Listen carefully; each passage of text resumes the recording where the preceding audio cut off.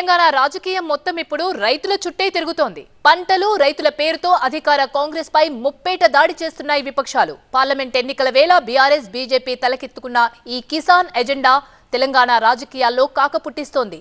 చిన్న నిప్పులా మొదలైన పంటల పంచాయతీ పెద్ద బ్లోఅట్లా మారేలా కనిపిస్తోంది.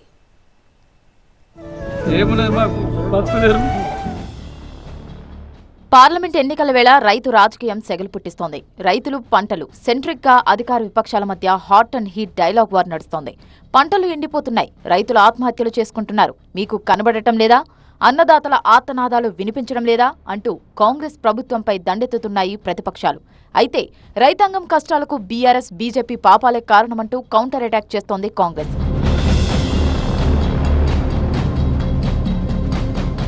జనగామ జిల్లా పాలకుర్తిలో దెబ్బతిన్న పంట పొలాలను పరిశీలించి రైతుల కష్టాలను అడిగి తెలుసుకున్నారు హరీష్ రావు. అనంతరం కాంగ్రెస్ పాలనపై ఒక రేంజ్లో నిప్పులు చెరిగారు. 20 లక్షల ఎకరాల్లో పంటలు ఎండిపోతే కనీసం పరామర్శించే తీరిక కూడా లేదా అంటూ సీఎం రేవంత్ను ప్రశ్నించారు. 100 రోజుల కాంగ్రెస్ పాలనలో 180 మంది రైతులు ఆత్మహత్య చేసుకున్నారని ఆరోపించారు హరీష్ రావు.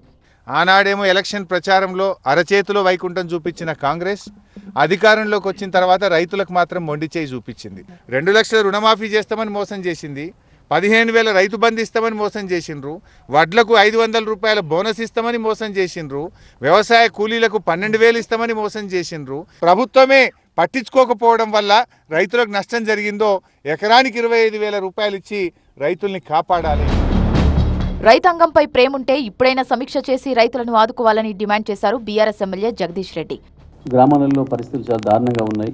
రైతులు అప్పులు చేసి పెట్టుబడి పెట్టుకున్న పంట పొలాలు లక్షలాది ఎకరాలలో ఎండిపోతున్నాయి.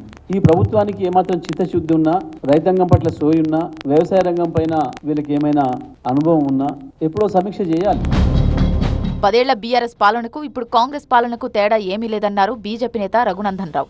అప్పుడు ఇప్పుడు రైతులకు కష్టాలు అలాగే ఉన్నాయన్నారు. 3 నెలల్లో 9,000 కోట్ల అప్పు చేసిన రేవంత్ ప్రభుత్వం రైతులకిచ్చిన ఒక్క హామీ కూడా అమలు చేయలేదన్నారు రఘునందన్. పేదోడి కష్టాలు 10 సంవత్సరాల కేసీఆర్ పాలనలు ఎట్లున్నాయో 100 రోజుల రేవంత్ రెడ్డి గారి పాలన లోపల కూడా అట్లే కనబడతా ఉన్నాయి. 1,00,000 రూపాయలు రుణమాఫీ చేస్తా అని 10 ఏళ్ళు టైంపాస్ చేసి ఆయన పోతే 100 రోజులు టైంపాస్ చేసిన ఈ పెద్ద మనిషి కూడా 17 ఎంపీలు గెలిపిండ్రి, ఢిల్లీకి పోయి పైసలు తెస్తా అంటున్నారు. మొత్తానికి ఫార్మర్ సెంట్రిక్ గా సాగుతున్న తెలంగాణ రాజకీయం రోజురోజుకి కాకరేపుతోంది. పార్లమెంట్ ఎన్నికల నాటికి ఇది మరింత హీట్ ఎక్కడం ఖాయంగా కనిపిస్తోంది.